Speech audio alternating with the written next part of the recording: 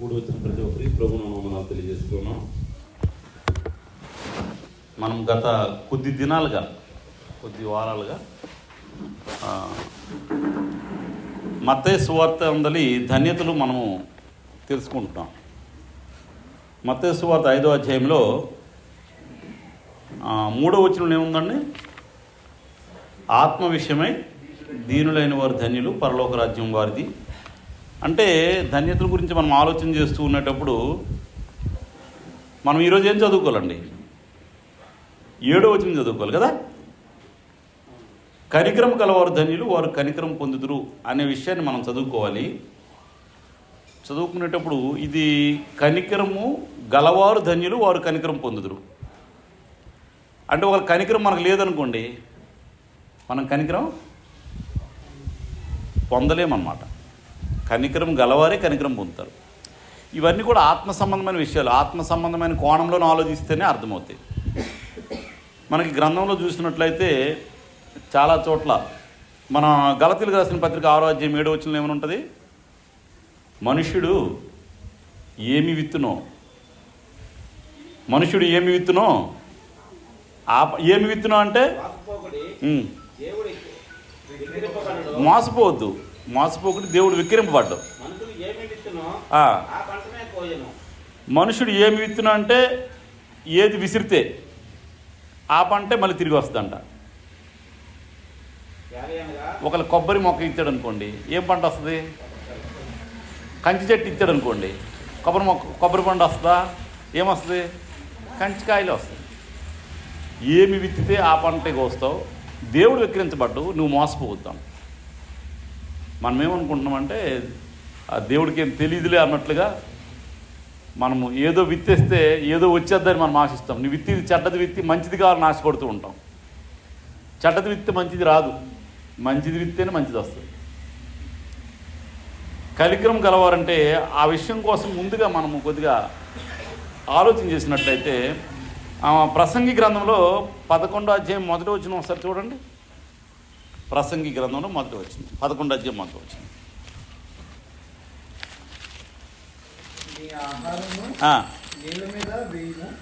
అంటే విసరడం.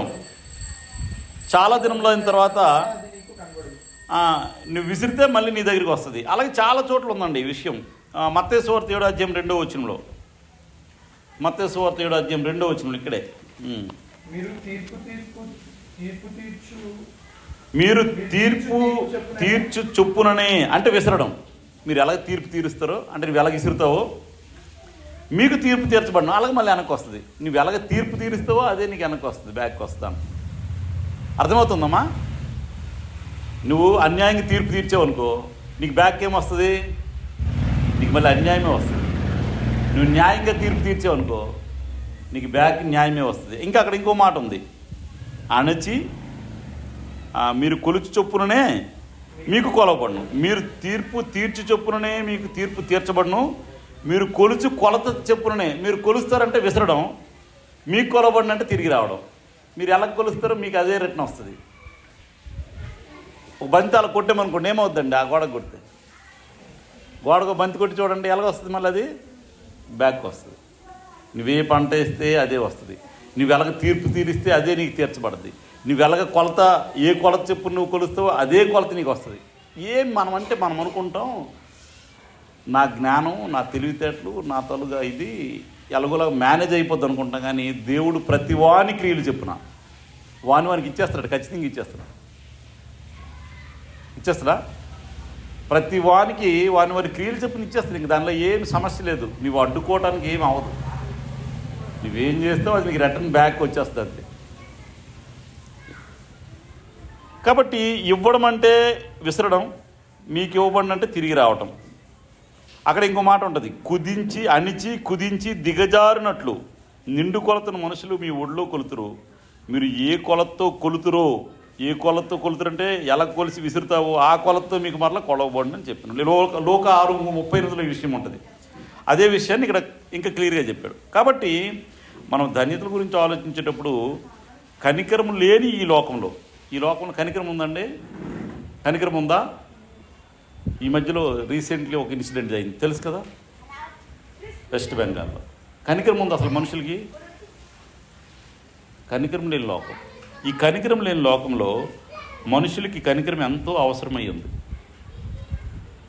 అసలు లోకంలో కనికరం లేదు, క్రైస్తవులకు కనికరం ఉందా? కనికరం గల ప్రభువుని విశ్వసించిన వాళ్ళకి కనికరం ఉందా? కనికరంతో బతుకుతున్నాం మనం. మరి కనికరం లేకుండా మనం కనికరం పొందగలమా?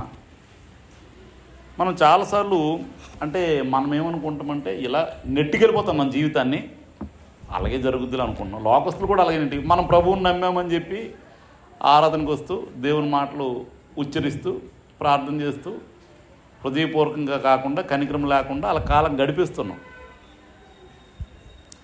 కనికరం లేకపోతే ఖచ్చితంగా కనికరం లేని తీర్పే మనం పొందుతాం. దేవుడు మనల్ని కనికరించడు. అయితే దానికి ఒక సమయం ఉంది. దేవుడు ఆ సమయాన్ని మనకి ఇస్తున్నాడు. ఆ సమయం అయిపోయే వరకు మనము మారలేదు అనుకోండి, మార్పు చెందుతామేమని దేవుడు ఆశిస్తున్నాడు, ప్రేమ చూపుతున్నాడు. దేవుడు ప్రేమ చూపుతున్నాడు మనల్ని, మనం ఎప్పటికైనా మారాలని చెప్పి.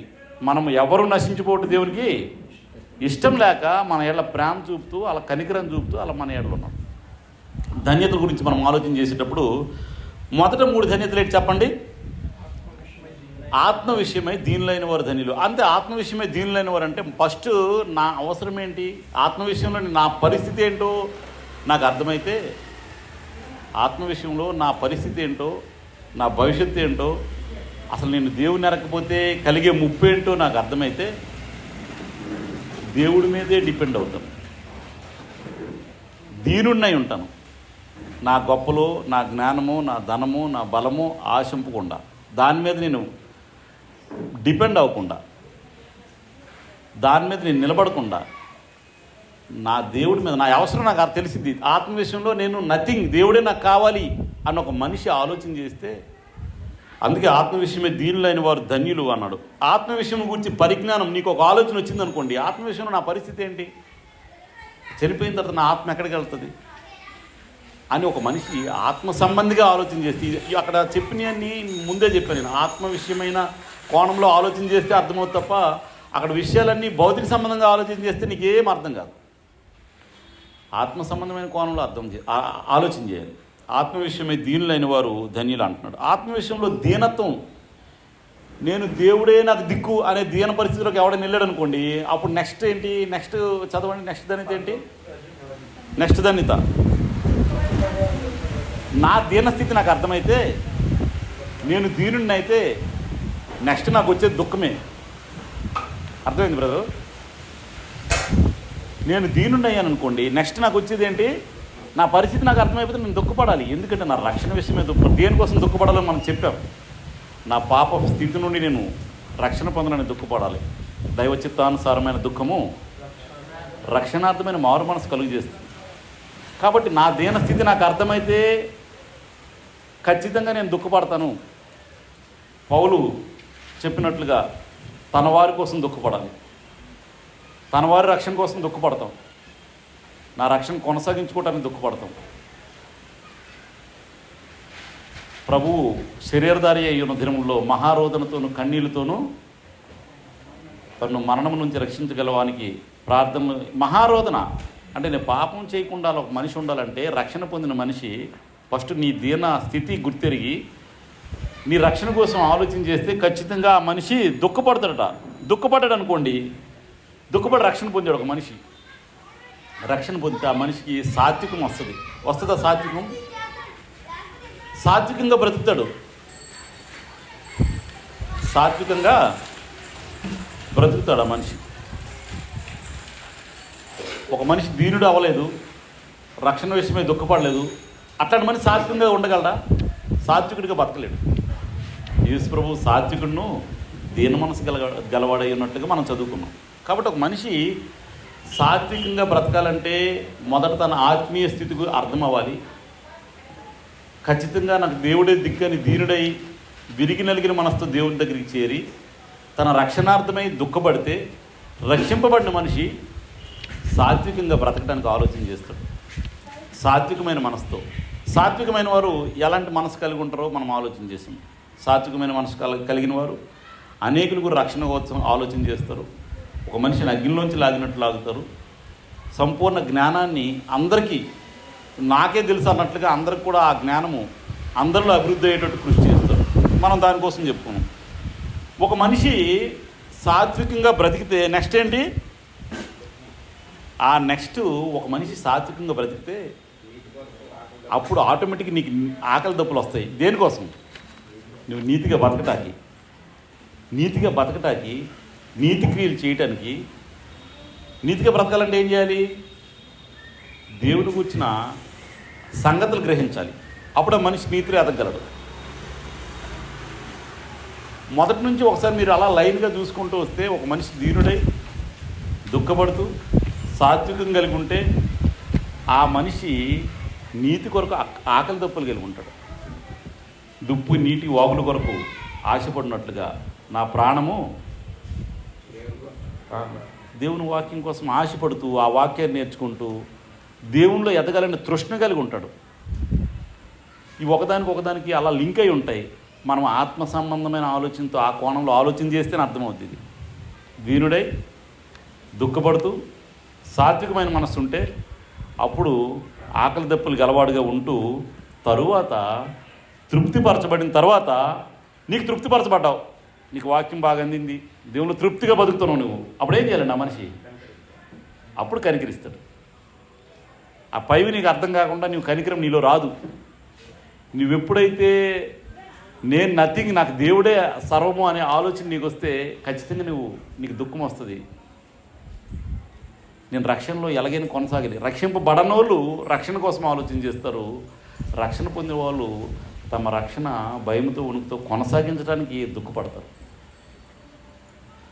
దుఃఖపడిన మనిషి సాత్వికంతో బ్రతుకుతాడు. ఆ మనిషి దేవుని వాక్యాన్ని గ్రహించడానికి, దేవునిలో ఎదగడానికి తృష్ణ కలిగి ఉంటాడు, ఆకలి దప్పులు కలిగి ఉంటాడు. ఆ నెక్స్ట్ స్టెప్ ఏంటి?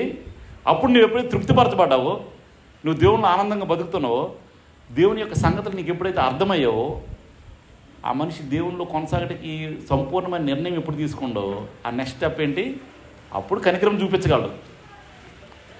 లేకపోతే కనికరం చూపించలేడు. అసలు నీకే ఆకలి. ఇప్పుడు మామూలు కూడా భూమి మీద చూడండి, ఆకలి నీకే ఆకలి అయితే నువ్వు ఇంకోళ్ళ మీద కనికరం చూపిస్తావా? ఆ ఆకలి కాదు, కడుపుకి లేని ఆకలి కాదు, ఇల్లు నిండక ఆకలి, ఇంకా ఎక్కువ కావాలి. అలాంటి మనిషి ఒకరి మీద కనికరం చూపించగలడా? చూపించలేదు. లోక సంబంధం చాలామందికి ఇప్పుడు ఏ ఆకలి ఉంది? కడుపుకు లేని ఆకలి ఎవరికి లేదు. ఇంకా ఇంకా ఇంకా ఇంకా ఇంకా కనికరం ఏం చూపిస్తాడు?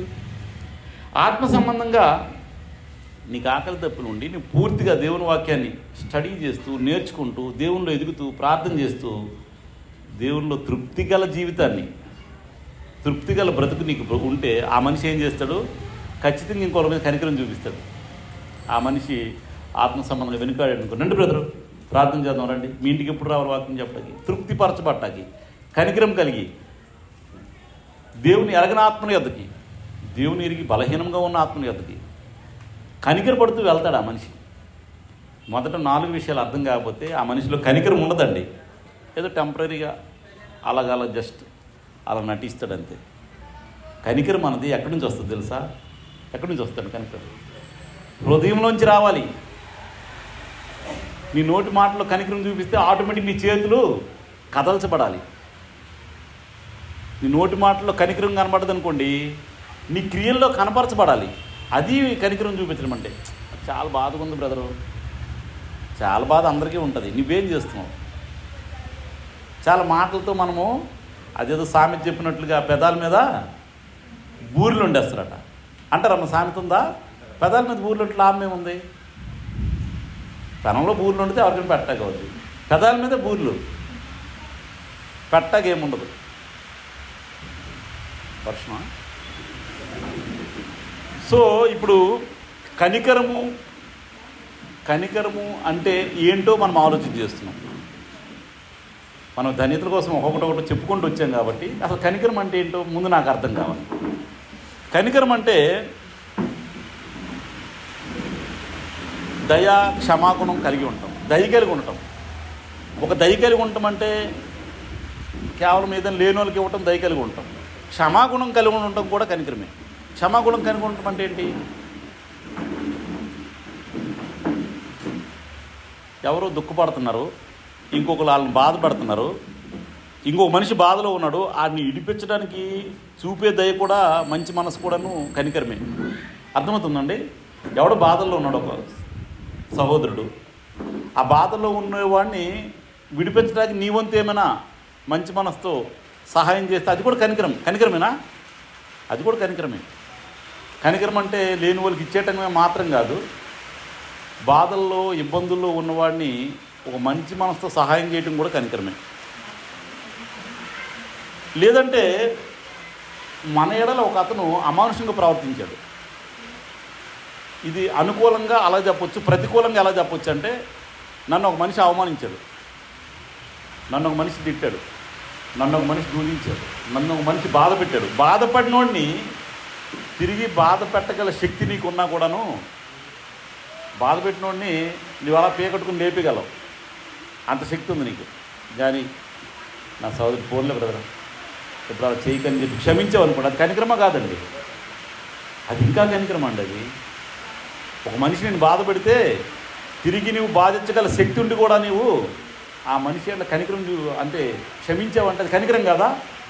కనికరం అంటే ఇన్ని రకాలుగా ఆలోచించాలి. కనికరం అంటే కేవలం ఏదో కొద్ది బాధలో ఉండేవాడిని నాకు ఇచ్చేస్తే కనికరం కాదు. బాధల్లో ఉండేవాడిని నువ్వు విడిపించడానికి నీ వంతు నువ్వు ప్రయత్నించాలి. నిన్ను బాధ పెట్టేవాడి అట్లా నీకు ఆడి బాధ డబల్ బాధ పెట్టగల శక్తి ఉన్నా కూడా క్షమించే గుణం కూడా కనికరం. కాబట్టి కనికరం అంటే ఇన్ని రకాల ప్రవర్తన విషయంలో ఇన్ని రకాలుగా కూడాను మనము ఆలోచించేయాలి. అవసరంలో ఉన్నవారికి సహాయం చేయడం అంటే ఏంటి? హృదయము చేతులు కలవాలి. మనకి యాకోబు పత్రికలో ఏమని ఉంటుందంటే, యాకోబు పత్రిక ఒకసారి చూడండి,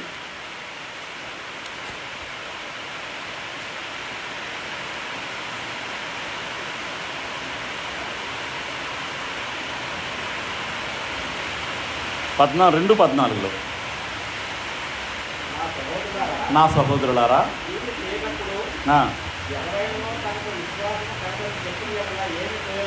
నాకు చాలా విశ్వాసం ఉంది, చాలా భక్తి ఉంది, ప్రతి ఆదివారం వస్తాను నేను ఇక్కడికి, చాలా బాగా పాటలు పాడతాను, బాగా వాకింగ్ చెప్తాను, నాకు మంచి విశ్వాసం ఉన్నట్ట లేదండి అని నేను అనుకుంటా. కానీ ఇక్కడ ఏమన్నానంటే, ఎవరికైనా క్రియలు లేనప్పుడు ఎవరైనా తనకు విశ్వాసం కలదని చెప్పిన వాళ్ళని ఏమి ప్రయోజనం? అట్టి విశ్వాసము అతనిని రక్షింపగలదా? ఆ విశ్వాసం నేను రక్షించదంట. అలాంటి విశ్వాసం, మాటలతో చెప్పే విశ్వాసం నేను రక్షించదు.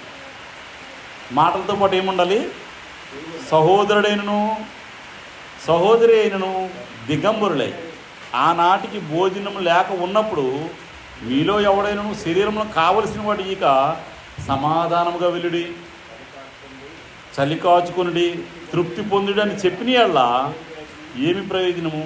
అలాగే విశ్వాసము క్రియలుదేనే అయితే ఒంటరిగా ఉండి మృతమైన దగును. అంటే క్రియలు లేని విశ్వాసం కలిగి ఉంటే, హృదయము చేతులు ఏకం కాలేదనుకోండి, ఎవరో బాధలతో ఉన్నారు, పాపము పక్కన ఆకలితో ఏడుస్తున్నారు, మనం వెళ్ళేటప్పుడు కనబడ్డారు, అయ్యో పాపం అండి, పాపం 2 రోజుల నుంచి ఆకలి లేవో భోజనం లేదు అని చెప్పేసి అలా వెళ్ళిపోయామనుకోండి అందరం, ఆవిడ ఆకలి తీరుద్దండి? తీరుద్దా? మరి ఏం ప్రయోజనం? నీ హృదయం స్పందించింది ఏమని? అయ్యో పాపం ఆకలండి, ఎన్ని రోజుల నుంచి భోజనం చేయలేదు, అయ్యో దెబ్బ తగిలిపోయిందండి, పాపం ఇక్కడ ఎవరు ఆదుకున్న వాళ్ళు లేరేమో అని ఓ మాట అని సెలిపాం. ఏమైనా ప్రయోజనం ఉందా? ఆమెకి ప్రయోజనం లేదు, మనకి ప్రయోజనం లేదు. లేదంటే ఇంకో మాట చెప్పొచ్చు, అమ్మ ఆకలి వేస్తుందమ్మా, ఆ గాజు ఒక సెంటర్లో మంచి హోటల్ ఉందమ్మా, తక్కువ 50 రూపాయలకు భోజనం పెడతానని చెప్పి సెలిపావు, మంచి సలహా ఇచ్చావు, దానివల్ల ఏమైనా ప్రయోజనం ఉందమ్మా? నీ విశ్వాసము అట్లాంటి విశ్వాసం క్రియలతో కూడిన విశ్వాసమై ఉండాలి, అది కనికరం. క్రియలు లేని విశ్వాసం కనికరం కాదు. అంటే నీ హృదయం స్పందించేటప్పుడు నీ చేతులు కూడా కలవాలి. ఆవిడకు 100 రూపాయలు ఇచ్చి, అమ్మ అలిగమ్మా, ఆవిడ తీసుకెళ్ళి దిగబడుతుంది, వెళ్ళి అక్కడ వెళ్ళి హోటల్లో భోంచి, అప్పుడు ఆ అమ్మ ఆకలితో ఉన్న మెలగుంటుందమ్మా, తృప్తిపరచబడద్దా? నువ్వు కనికరం పడ్డావా? నువ్వు కనికరం పొందుతావా లేదమ్మా? దేవుడు నిన్ను కనికరిస్తాడా లేదా? మరి నువ్వు సలహా ఇచ్చేసి అలా అడిగి వెళ్ళి హోటల్ వెళ్ళు, తక్కువ డబ్బులకు ఉంటుంది, ఏ చలి వస్తుందా, మంచి దుప్పటి కప్పుకోమ్మా అంటాడు. మరి దుప్పటి ఉంటే ఆవిడ చలిలో ఎందుకు ఉంటుంది? మంచి దుప్పటి కప్పుకోమ్మా కొద్దిగా దళసర్ది అని చెప్పేసి వెళ్ళిపోయాడు. ఆ కట్టుకోవడానికి గుడ్డే లేదు, దళసం దుప్పటి ఎక్కడి నుంచి వస్తుందమ్మా? చాలామంది క్రియలు లేని విశ్వాసంతో కొనసాగుతూ ఉన్నాం. కనికర పడతాడు, గొప్ప కనికర పడతాడు, పాపం ఎంత చల్లో అని అలా అలా పాపం మునిగిపోతుంది అనుకుంటే వెళ్ళిపోతాడు. అప్పుడు ఏం చేయాలి? నీకు అవకాశం వచ్చినప్పుడు నీకు అడుగు దుప్పటి కొని కొంటకి లేకపోతే ఇంటి దగ్గర తెచ్చి పాత దుప్పటి ఆవిడ చలి లేకుండా నీ వంతు నీవు సాయం చేయి. అప్పుడు నువ్వు కనికరి పడినట్లు నువ్వు కనికరించబడతావు తప్ప ఊరికనే అయ్యో పాపం అని చెప్పి ఊరికి పెదాలతో నువ్వు కనికరాన్ని చూపితే దానివలన అవతల వారికి ప్రయోజనం ఉండదు, నీకు ప్రయోజనం ఉండదు, నువ్వు దేవుని నుంచి కనికరం పొందలేవు. అర్థమవుతుందండి? కరెక్టే కాదా? కరెక్టేనా? నిజమేనా? అది ఒక ఇబ్బందిలో బాధలో ఉండేవాడిని నీ వంతు నువ్వు సాయం చేయి. నువ్వు మొత్తం ఆవిడ జీవితాన్ని ఆవిడ మొత్తం జీవితాంతో నువ్వు పోషించక్కర్లే. ఆ పూటకి నువ్వు తీసుకెళ్ళి ఒక పార్సిల్ తెచ్చిచ్చి అమ్మ తిన్నమ్మ తృప్తిగా అని చెప్పేసి ఇవ్వగలిగితే ఆవిడ కడుపు నిండా తిని ఏమంటదండి? ఆ దేవుడిని చల్లగా చూడాలి బాబు అంటదా? అన్నదమ్మా అంటదా? నువ్వు దేవుడిని కనికరిస్తాడా? నువ్వు కనికరం చూపితే నీకు దేవుడు కనికరిస్తాడు. నువ్వు కనికరం చూపించకుండా ఊరికి మాటలు తెలిపేవనుకో దేవుడేమో నమాయికుడు అనుకోనరా, ఖచ్చితంగా నీ క్రియలకు తగ్గట్టు ఇచ్చేస్తాడు. అయితే ప్రస్తుతానికి మన పరిస్థితి బాగా ఉండొచ్చు, పరిస్థితులు ఎప్పుడు ఎవరికి ఎలా తారుమారవుతో తెలియదు. తెలుసా? ఎప్పుడు ఇలాగే ఉంటుంది అనుకుంటాం మనం. కరోనా వస్తుందని ఎవరైనా అనుకున్నారమ్మా? కరోనా కాదు, ఇంకొకటి కాదు. ఇప్పుడు వచ్చినప్పుడు వర్షం వస్తుందని కూడా అనుకోలేదు మనం. వెళ్ళేటప్పుడు వర్షం తగ్గొచ్చు, ఇంకా పెరగచ్చు. మన చేతుల్లో ఏం లేదమ్మా, అంత దేవుడు ఇష్టం. కాబట్టి నా పరిస్థితి ఎప్పుడు ఇలాగే ఉంటుందేమో, అలా జస్ట్ అలా ఆరాధనకి వెళ్ళి అలా జస్ట్ మాటలు వినేసి అలా ఇంటికి వెళ్ళిపోతే అయిపోద్దులే అనుకోకూడదు. కనికరం గల మనసుతో మనం జీవించాలి. కనికరం లేకపోతే మనం కనికరించబడము, అది ఖచ్చితం. అది ఎప్పుడేం జరగచ్చు. దేవుడు చూస్తూ ఉంటాడు, నీ రికార్డు రాస్తూ ఉంటాడు. నువ్వు ఎన్నిసార్లు కనికరం చూపించావు, ఎన్నిసార్లు నీ హృదయం చేతులు కలిసాయి, లేదంటే ఎన్నిసార్లు నువ్వు మాటలతో అలా దాటుకుని వెళ్ళిపోయావు. మనం ఒకసారి కనికరం చూపించాలి. పార్సిల్ ప్యాకెట్లు ఎవరికి ఇద్దాం, బట్టలు ఇద్దామని చెప్పి నువ్వు బ్యాగ్తో పట్టుకొని తిరిగినా కూడాను ఎవరు కనబడరండి. మీకు ఎప్పుడు అలాగా ఎదురవ్వలేదా? పట్టుకుని వెళ్తుంటే ఎవరు దొరకరు. ఆ రోజు నువ్వు ఇచ్చేద్దామంటే నీకు దొరికినప్పుడే ఇవ్వాలి. మీరు ఎప్పుడైనా అలాంటి అనుభవం మీకు ఎప్పుడు రాలేదేమో. ఇలా చెప్పిన తర్వాత రేపు పొద్దున బ్రదర్కి కనికరం వచ్చి ఒక 4 ప్యాకెట్లు పట్టుకుని బయలుదేరాడు అనుకోండి, నిన్న విన్నాం కదని, నీకు దొరకరు. ఆ టైంకి దొరుకుతారమ్మా. ఆకలిగా ఉండి నీకు ఎదురుగా అలమటిస్తూ అంత బాధతో ఉండేవాళ్ళు ఎవరు నీకు కనబడకపోవచ్చు. కనబడినప్పుడే నువ్వు సద్వినియోగం చేసుకో. నేనేదో చేస్తుండే క్రియలు అనుకుంటే ఆ టైంలో అవి ఉండకపోయి ఉన్నప్పుడే నీవు ఆ దీన పరిస్థితి నీకు కనబడినప్పుడే నీలో కనికరం పుట్టాలి, నీ హృదయము చేతులు కలవాలి. అప్పుడు ఆ క్రియ చేయాలి. నువ్వు సరైన బట్టలు లేకుండా చల్లో ఉండేటప్పుడే నువ్వు దుప్పటిస్తే వాళ్ళు చాలా ఆనందపడతారు. ఒకసారి మేము కొన్ని దుప్పట్లు పట్టుకొని వెళ్ళాం డిసెంబర్ నెలలో.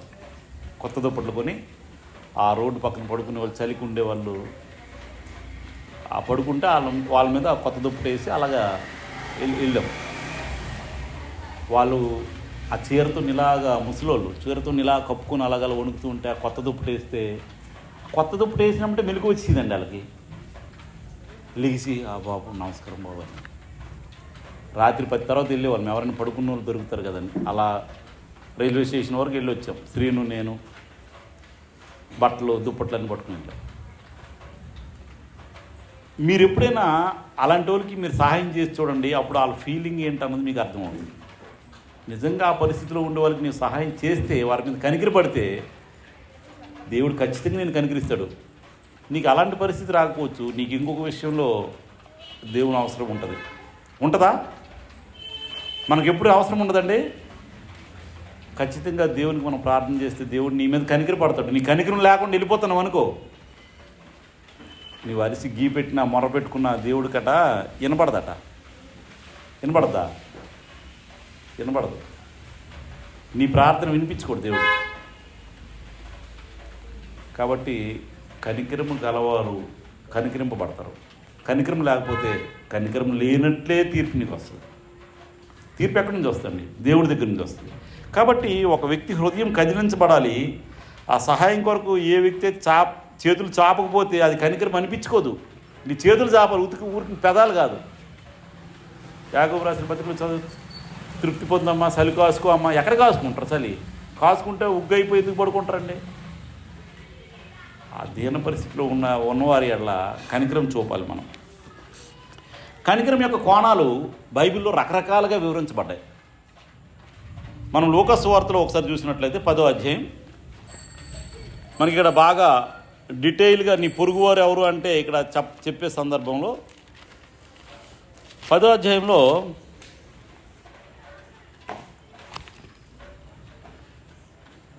లూకా సువార్తనండి,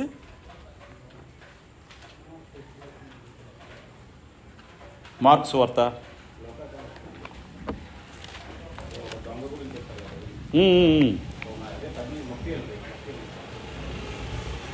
10 చదవండి. ఒక మనిషిలో యెరూషలేము నుండి యెరికో పట్టణముకు దిగి వెళుతూ దొంగల చేతులు చిక్కి వారు అతని బట్టలు దోచుకొని అతను కొట్టి కొన ప్రాణంతో విసిగిపోయేది. అప్పుడు ఒక యాజకుడు ఆ త్రోవను వెళ్ళుట తపస్సించడు.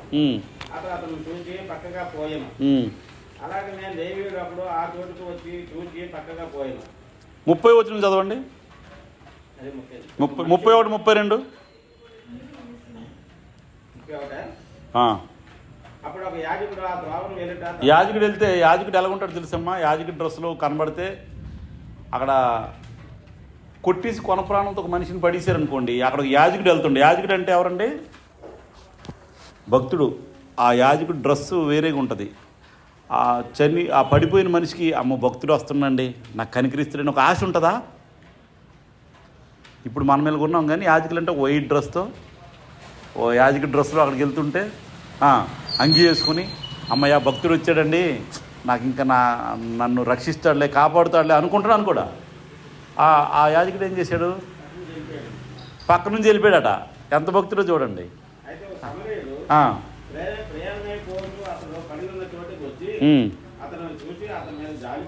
సమరయుడు జాలిపడ్డాడట.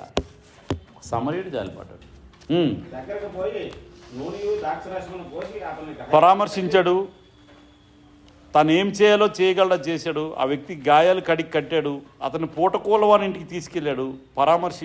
పరామర్శించండి, ఇంకేమైనా మీకు చాలకపోతే మళ్ళీ నేను తెచ్చిస్తాను.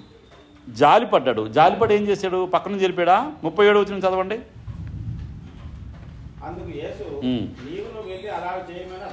అంతే. ప్రతి ఒక్కరు కూడాను అలాంటి సందర్భం నీకు తటస్థించినప్పుడు నువ్వు ఖచ్చితంగా పక్క నుంచి వెళ్ళిపోవడానికి ప్రయత్నించకూడదు, దాటేయడానికి ప్రయత్నించకూడదు. ఒక ఆపదలో ఉండేవాళ్ళు నీకు కనబడినప్పుడు నీ వంతు సహాయం నువ్వు చేయవు. ఇప్పుడు అతన్ని రక్షించి నీ ఇంటికి తీసుకెళ్ళి నువ్వు లైఫ్ లాంగ్ పెంచక్కర్లే. నువ్వు అక్కడి నుంచి దాని నుంచి కొద్ది విముక్తి కలిగించు. పడిపోయాడు, లేవలేని పరిస్థితులు ఉన్నాడు, కొద్ది కట్లు కట్టు, నూనె రాసి ఎక్కడికో తీసుకెళ్ళి కొద్దిగా అప్పుడు తనకు తను నిలబడేటట్లుగా కొద్ది చేయి. అది కనికరం. కనికరం లేని బ్రతుకు క్రీస్తులో మనం కనికరించబడమండి. క్రీస్తులో ఉన్నామంటే కనికరం కలిగిన వారమై ఉండాలి. మన అన్యుల్లాగా ఉండకూడదు మన బతుకు. అన్యుల్లాగా మన యాటిట్యూడ్ ఉండకూడదు. అన్యుల్లాంటి ఆలోచన మనకు ఉండకూడదు. వాళ్ళు ఏంటంటే ఇంకొకరు బాధ పెడితే వాళ్ళకి ఆనందం కదా, ఇంకొకరు ఏడిస్తే ఇంకొకరు ఆనందంగా ఉంటే వాళ్ళకి ఆనందపడరాలు.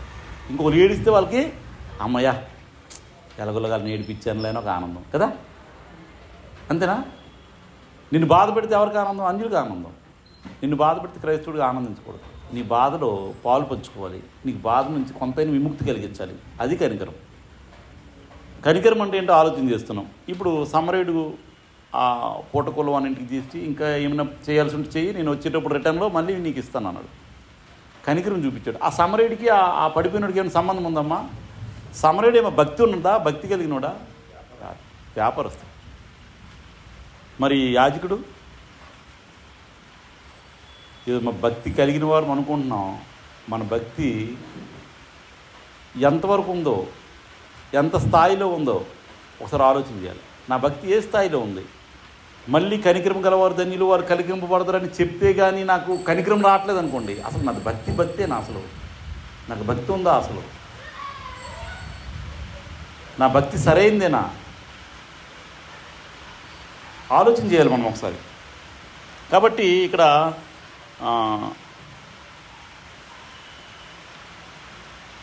కీర్తనలు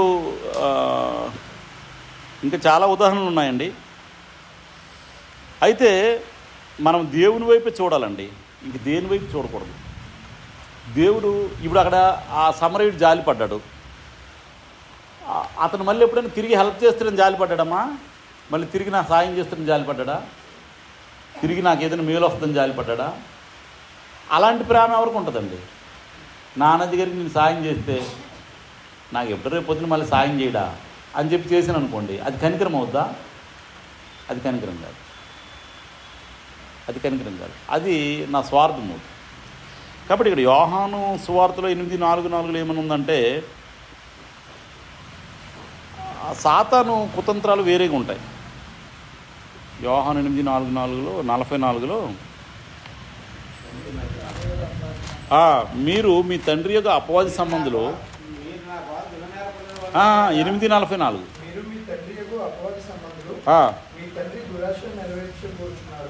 మీరు మనం ఏంటంటే దురాశలు నెరవేర్చుకోవడానికి ఆలోచన చేయకూడదు. ఏదో దురాశ ఉంది, ఆ దురాశ దేవుడికి సంబంధించింది కాదు, అపవాదికి సంబంధించింది. దురాశలు నెరవేర్చుకునే ఆలోచన మనకు ఉండకూడదు.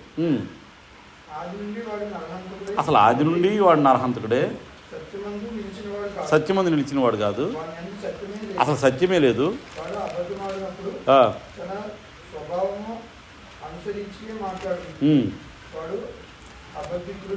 అబద్ధికుడును అబద్ధమునకు ఏమై ఉన్నాడు? తండ్రి అంట. అబద్ధమునకు తండ్రి అయి ఉన్నాడు.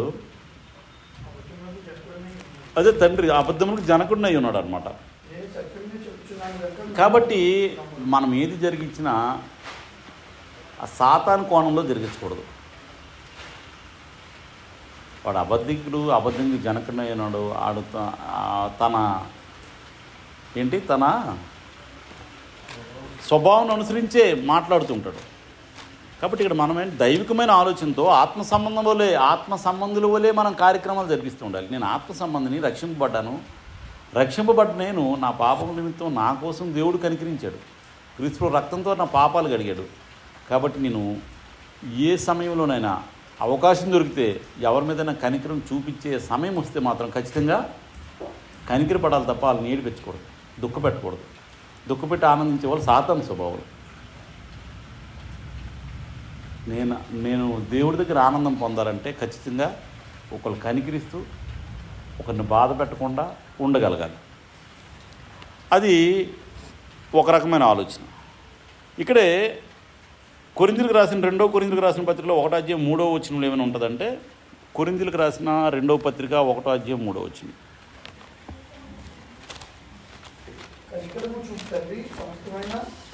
తండ్రి ఎలాంటోడు? మన తండ్రి కనికరం చూపు తండ్రి. మన తండ్రి ఎలాంటోడండి? కనికరం చూపించేవాడు.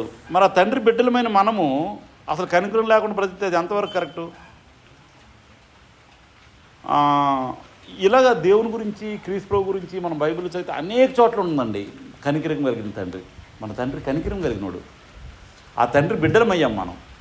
మరి నాలో కనికరం లేకపోతే ఏమి తండ్రి? అసలు నిజంగా నీ తండ్రి దేవుడా అపవాదా? కనికరం లేకపోతే ఎవరు బిడ్డలండి? అబద్ధికుడును అబద్ధమునకు జనకుడినై ఉన్నాడు. ఆ జనకుడు బిడ్డలా మీరు? కనికరం తండ్రి యొక్క బిడ్డలా మనం? ఎవరు బిడ్డలం? కనికరం లేకపోతే ఎవరు బిడ్డలమో ఆలోచించాలి. అక్కడ యాకోబు పత్రికలో కూడా ఒక విషయం ఉంటుంది. యాకోబు పత్రికలో ఇవన్నీ కనికరం గురించి మనము డెఫినేషన్ ఏంటన్నా చూస్తున్నామండి. ఇంకా మనము లెసన్లోకి వెళ్ళలేదు. కనికరం అంటే ఏంటి అసలు? యాకోబు పత్రికలో 5వ అధ్యాయం అనుకుంటా 11వ వచనం.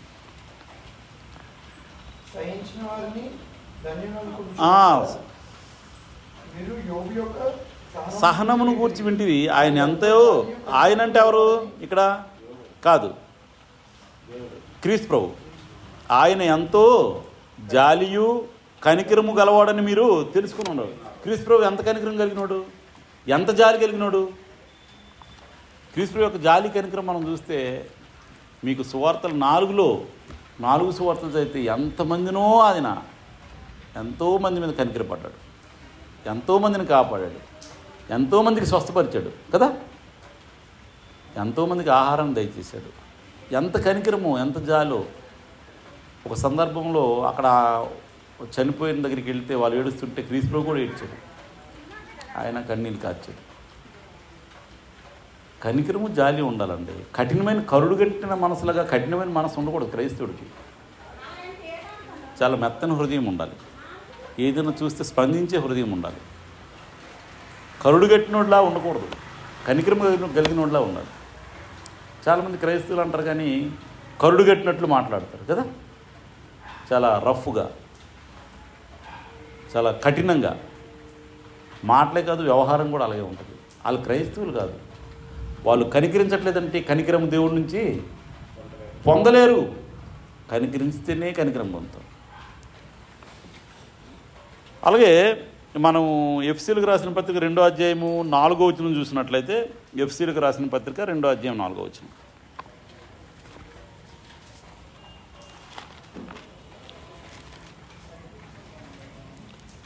దేవుడు కరుణా సంపన్నుడై ఉండి, కరుణా సంపన్నుడు అటండి, అది కూడా కనికరం. ఆయన కరుణా సంపన్నుడై ఉండి అపరాధముల చేత చచ్చిన వారమై ఉండినప్పుడు సైతం మన ఎడల చూపిన తన మహా ప్రేమ చేతను. చూడండి, కరుణా సంపన్నుడు అంటే ఎంత కనికరం కలిగినాడు. కరుణా సంపన్నుడు అంటే కనికరం కలిగినాడేనండి. అని కరుణా సంపన్నుడట మన దేవుడు. కరుణా సంపన్నుడై ఉండి మనల్ని అపరాధముల చేత పాపం చేత చనిపోయిన మనల్ని ఆయన రక్షించాడు. ఆయన కరుణా సంపన్నుడు. కాబట్టి ఆయన ద్వారా రక్షింపబడ్డ మనము కరుణ లేకుండా, జాలి లేకుండా, కనికరం లేకుండా బ్రతికితే ఆయన మనల్ని ఎలా కనికరిస్తాడు? చాలామంది ఇంక రక్షింపబడ్డామంటే ఇంక అయిపోయిందిలే అనుకుంటారు. రక్షింపబడ్డామంటే ఆ రోజు నుంచి నీలో ఏం ప్రారంభం అవ్వాలి? ఆయన మనస్సు, క్రీస్తు ప్రభు కలిగిన ఈ మనస్సును మీరు కలిగి ఉండటానికి ప్రయాసపడాలి. ప్రయాసపడితే ఆ మనిషిలో ఆటోమేటిక్గా కనికరం వస్తుంది. కరుణ, దయ, జాలి అన్నీ కలిసి నీ స్పందన బట్టి నీ చేతులు కూడా కలిసి పనిచేయాలి. స్పందన వచ్చి ఊరికి మాటలు వస్తే దానివల్ల ఉపయోగం ఏం లేదు. అక్కడే ఇంకొక విషయం మనం ఆలోచన చేస్తే, రోమీలకు రాసిన పత్రికలో 3వ అధ్యాయం 23వ వచనం చూసినట్లయితే, రోమీలకు రాసిన పత్రిక 3వ అధ్యాయం 23వ వచనం. ఏ భేదము లేదు, అందరూ పాపం చేసి దేవుడు అనుగ్రహించు మహిమను పొందలేకపోతున్నాం. కాబట్టి నమ్మువారు ఆయన కృపచేతనే క్రీస్తు యేసునందలి విమోచనం ద్వారా ఉచితంగా నీతిమంతులను తీర్చబడుతున్నారు. ఉచితంగా నీతిమంతులను తీర్చబడు. ఒకవేళ దేవుడిలో నిజంగా న్యాయమే ఉందనుకోండి, దేవుడిలో నిజంగా న్యాయం, కేవలం న్యాయం ఉంటే అందరూ పాపం చేసి దేవుడు అనుగ్రహించి మహిమను పొందలేకపోతున్నారు కదా. కాబట్టి మానవులకి ఎటువంటి నిరీక్షణ లేకపోయేది కాదు. అసలు దేవుడికి కనికరం లేదనుకోండి, దేవుడు కరుణా సంపన్నుడు కాదనుకోండి, మనకు నిరీక్షణ ఎక్కడిది? మనకు రక్షణ ఎక్కడిది? మనం చేసిన పాపాలు బట్టి అందరిని నశింపజేసాడు అనుకోండి దేవుడు మనం కనికరం చూపలేదు అనుకోండి, దేవుడు కరుణా సంపన్నుడు కాలేదనుకోండి, మన పరిస్థితి ఏంటండి? అంతేనా? ఎంత కరుణా సంపన్నుడో! ఏ మానవుడు కూడా అందరూ పాపం చేసి దేవుడు అనుగ్రహించి మహిమను పొందలేకపోయినప్పటికీ కూడా మనం పాపులమై ఉండగానే, ఎలాగుండగా? పాపులమై ఉండగానే తను భక్తిహీనుల కోసం యుక్తకాలంలో చనిపోయాడు. పాపులమై ఉండగానే. అదండి దేవుని ప్రేమ. కాబట్టి ఎటువంటి నిరీక్షణ కూడా లేకపోయేది కాదు. ఒకవేళ నిజంగా దేవుడు ప్రేమ లేకపోతే మనకు ఎటువంటి నిరీక్షణ లేకపోయేది కాదు. మనం నిర్మింపబడిన రీతి ఆయనకి ముందే తెలుసు. ఎలా నిర్మించబడ్డాం దేవునికి తెలియదా? మనం నిర్మించినాడు ఎవడు? మనం నిర్మించింది ఆయన. కాబట్టి మనం ఎలాంటి వారము, ఎలాంటి బలహీనలము ఎలాగవద్దు. అందుకే క్రీస్తు ప్రభువు మన పాపం నిమిత్తము అనాదిలోనే ఏర్పాటు చేశాడు. మొదటి పేతురు రాసిన పత్రికలో ఉంటుంది.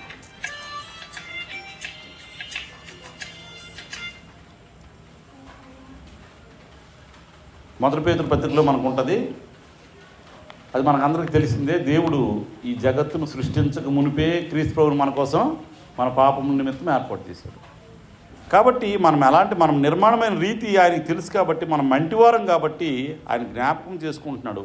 మనం మంటివారం కాబట్టి అలా చేస్తామని తెలిసే మన కోసం క్రీస్తు ప్రభువుని ఏర్పాటు చేశాడు. కీర్తన గ్రంథం 103:14 ఏమనుందంటే, కీర్తన గ్రంథం 103:14. మనము నిర్మింపబడిన రీతి ఆయనకు తెలిసే ఉన్నది. మనము మట్టివారమని ఆయన జ్ఞాపకము. నిర్మింపబడిన రీతి ఆయనకు తెలిసే ఉంది. మన మంటి వాళ్ళు మనం తెలుసట. మన ఆలోచనలు ఎలా ఉంటాయంటే మంటి ఆలోచనలు. మంటిలోంచి వచ్చాను కాబట్టి మన ఆలోచన ఉన్నతంగా ఉండవు. నేను కనికరం చూపించాలి, దేవుడు నన్ను కనికరించాడు అన్న ఆలోచన ఎంతమందికి ఉంటుందండి? నేను ఎల్లప్పుడూ కనికరం కలిగి ఉండాలని ఎంతమంది అనుకుంటున్నాం? ఈ సమయంలో నేను కనికరం కలిగి ఉంటానండి, ఇంకెప్పుడు నేను కనికరం లేకుండా బతకనండి మనం ఎంతమంది ఆలోచన చేసి నిర్ణయం తీసుకోగలం? ఎప్పుడు కనికరం కలిగి ఉంటానండి, ఎందుకంటే నేను దేవుడి చేత కనికరించబడ్డాను. మనం మంటివారు అని తెలిసి ఆయన సృష్టించాడు మనల్ని. కాబట్టి దేవుడు మనల్ని ప్రేమించి మన ఎడల ఆయన కృపా కనికరం చూపిస్తున్నాడు. అందుకు మనం రక్షించబడ్డాం. అందుకు ఈరోజు మనకి ఇలా బతుకుతున్నాం, ఆయుష్ కలిగి ఉన్నాం. అసలు దేవుడే మనం కనికరించకపోతే బ్రతకగలమా? ఉనికి ఉందా మనకు? అసలు మంటోలి ఎడల ఆయన కనికరం చూపిస్తుంటే మనం మన పాపం నిమిత్తం ఆయన ప్రియకుమారుని మన కోసం పంపించాడు. మనం ప్రేమించమని కాదట, మనం ప్రేమించామండి దేవుని. క్రీస్తులో రాకముందు నేను దేవుని ప్రేమించానండి. ధర్మరాజు గారు, నాన్నబాబు గారు, నేను దేవుని ప్రేమించానండి, అందుకే దేవుడు తన కుమారుని నా కోసం పంపించాడు. ఎవరో ఒకరు చెప్పండి. దేవుడు నేను ప్రేమించాను కాబట్టి నా కోసం క్రీస్తుని పంపించాడు. మనం ప్రేమించామా? మనం ప్రేమించను పెట్టి ఆయన వినరా ఆయన చెప్తాను వినరా ఆయన అంటే అసలు వినటానికే మనకు ఆసక్తి లేదు. మనం ప్రేమించాము అని కాదట, తానే మనల్ని ప్రేమించి, 1 యోహాను పత్రికలో ఉంటుంది కదా, తానే మనల్ని ప్రేమించి మన కోసం క్రీస్తు ప్రభువుని శిలువలో మరణింపజేశాడు. ఎంత ప్రేమ చూడండి. మనం ప్రేమించామని కాదు, తానే మనల్ని ప్రేమించంటే మన మీద కరికిరిపడి, మన మీద జాలిపడి, మన ఎడల కరుణ కలిగి వీళ్ళు నశించిపోకూడదని తన ప్రియ కుమారుని మన కోసం పంపించి ఆయన శిలువ మరణంలో ఉదింపజేసి ఆయన కార్చిన రక్తం ద్వారా మనకు పాప విమోచన కలిగజేశాడు. ఎంత కరుణా సంపన్నుడు చూడండి. మంచివాని కొరకు ఒకడు మరణించుట, రోమిలికి రాసిన పత్రికలో ఉంటుంది కదా, మంచివాని కొరకు ఒకడు మరణించుట అరుదు. ఒకవేళ మంచివారి కోసం ఒకడు మరణించినా తెగింపవచ్చునా?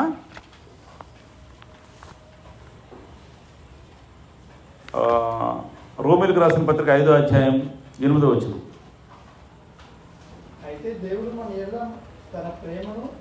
దేవుడు మన ఎడల తన ప్రేమను వెల్లడిపరుచున్నాడు.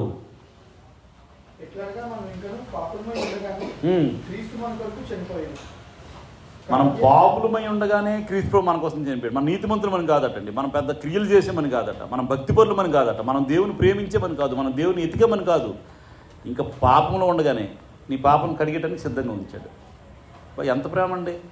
నువ్వు పాపివని నీవు గ్రహిస్తే, నువ్వు దీనుడివై నా దగ్గరికి వస్తే నీ పాపాలు కడిగేటే క్రీస్తు రక్తం. ఎంత ప్రేమ అండి అది! అర్థమవుతుంది మనకి దేవుని ప్రేమ. మనం పాపులమై ఉండగానే క్రీస్తు మన కోసం చనిపోయాడు. ఆయన రక్తం వలన ఇప్పుడు నీతిమంతులుగా తీర్చబడి 7వ వచనం చదవలేదు? 7వ వచనం, నీతిమంతుని కొరకు సైతం ఒకడు చనిపోవటం అరుదు, మంచివాని కొరకు ఎవడైనా ఒకవేళ తెగింపవచ్చును. మంచివాని కొరకు తెగిస్తావో లేదో తెలీదు. ఒకవేళ మంచివాడి కోసం ఎవరైనా, మంచివాడు ఒకడు ఉన్నాడంటే కిడ్నీలు ఎవరైనా ఇస్తారండి? ఒక మంచివాడు ఉన్నాడు, కిడ్నీలు కావాలట, ఇస్తారా? బ్లడ్ ఎవరైనా ఇస్తారు? బ్లడ్ ఒక 1/2 లీటర్ బ్లడ్ కావాలట. ఎవరు బెదరు? మనకు తెలిసినోడేనా? ఎన్ని కోచింగ్లో మంచివాడు బ్రదర్ ఒక 1/2 లీటర్ బ్లడ్ ఇవ్వండి పరిగెత్తుకొని ఇచ్చేవాళ్ళు ఎంతమంది అండి? కానీ మన పరిస్థితి ఏంటి తెలుసా? పాపులమై ఉండగానే, ఇంక నువ్వు పాపివి, నువ్వు రక్షణ పొందాలని చెప్పి నీకోసం ముందుగానే క్రీస్తు ప్రభు యుక్తకాలంలో కొన్ని ముసలోడా. ఈ మధ్య చాలామంది డెడ్ బాడీస్ ప్యాథాలజీ డిపార్ట్మెంట్కి అలాగా, లేకపోతే బ్రెయిన్ డెడ్ అయిన వాళ్ళు అవయవాలు దానం చేస్తుండ్రు. క్రీస్తు ప్రభు అలాగ కాదు, భక్తిహీనుల కోసం యుక్తకాలంలో 33.5 ఇయర్స్లో 33 సంవత్సరాలు అంటే ఎంత యవ్వన దశ, ఆ కాలంలో చనిపోయాడు మన కోసం. అది దేవుని కనికరం, అది దేవుని ప్రేమ, అది దేవుడి ఎడల మన ఎడల చూపించిన కరుణ. కాబట్టి అంత కరుణ చూపించేటప్పుడు దేవుడు అనేక సందర్భాల్లో మనము రక్షణ పొందాలని మన నిమిత్తం మరణించడానికి తన కుమారుని పంపించి దేవుడికి మనకి మధ్యవర్తిగా ఆయన పెట్టాడు. ఎందుకంటే పాపులు పరలోకంలో ఉండడానికి అవ్వదు. కాబట్టి క్రీస్తుప్రభు రక్తం ద్వారా విమోచింపబడటానికి మన క్రీస్తుప్రభుని సమాధానకర్తగా మధ్యవర్తిగా పెట్టాడు. అసలు నీతో పని ఏంటి దేవుడికి? చాలామంది ఏమనుకుంటారే, చెప్తామమ్మ సువార్త చెప్తామమ్మ వినండి అమ్మ అంటే, వీళ్ళు లేకపోతే దేవుడు ఎక్కడో అక్కడ ఉండలేడు అన్నట్లుగా, ఈ సాయి లేకపోతే దేవుడు ఉండలేడు అన్నట్లు ఫీల్ అయిపోతారు. టైం లేదండి, ఏం లేదు. తర్వాత చెప్తానండి. ఎవరైనా ముష్టికి వచ్చారనుకోండి, మన ఇంటి తిరిగేమంటారు, చేతులు ఖాళీ లేవండి అంటారు కదా, వెళ్ళలేదు మళ్ళీ రా అంటారు. అలాగే అయిపోయింది ఇప్పుడు. అమ్మ దేవుని వాక్యం చెప్తామంటే చెప్పేవాళ్ళకి ఎలాగంటున్నారమ్మా, టైం లేదండి, తర్వాత చెప్తానండి. తర్వాత వీళ్ళకేదో గడవకపోతే అలా చెప్పినట్లుగా, దేవుడికి లేకపోతే గడవనట్లుగా వీళ్ళు ఫీల్ అవుతున్నారు. అలాగే నా తమ్ముడు అలా ఫీల్ అవుతున్నారు. వీళ్ళు చెప్పు, వాక్యం చెప్తారు, ఎవరికైనా వింటారా కూర్చొని? తర్వాత చెప్తారట, ఆలోచిస్తారట. మనము ఎవరు చేతులు ఖాళీ లేవు అన్నట్లుగా చెప్తున్నారు. తర్వాత చెప్తాం కదరా. ఎవరి క్లాసు? దేవుడు కరుణా సంపన్నుడై మనం పాపులమై ఉండగానే మన కోసం తన ప్రియకుమారుని పంపించి ఆయన కలువరి శిలువలో రక్తం ద్వారా మనకు పాప విమోచన అనుగ్రహిస్తే, అది నమ్మి విశ్వసిస్తే నువ్వు రక్షణ పొందుతావని, నువ్వు దేవుని సన్నిధికి వెళ్తావని, పరలోకం యుగయుగాలు ఉంటావని ఈ ఏర్పాటు చేస్తే, అది మనకు అర్థం కాకుండా, మనం దేవుని కరుణ పొందకుండా, దేవుని కనికరాన్ని పొందకుండా, మనం ఇతరుల కనికరం చూపకుండా ఇలా బ్రతికేసామనుకోండి, సమయం గడిచిపోద్ది. అప్పుడు దేవుని కనికరాన్ని మనం పొందలేము. దేవుని కనికరాన్ని మనం పొందలేము. కాబట్టి ప్రభువైన యేసు జీవితంలో అనేకమైన కనికరాలు, అనేక సార్లు కనికరం చూపించాడు. యోహాను సువార్త చూసినట్లయితే 14:9 యోహాను సువార్త 14:9.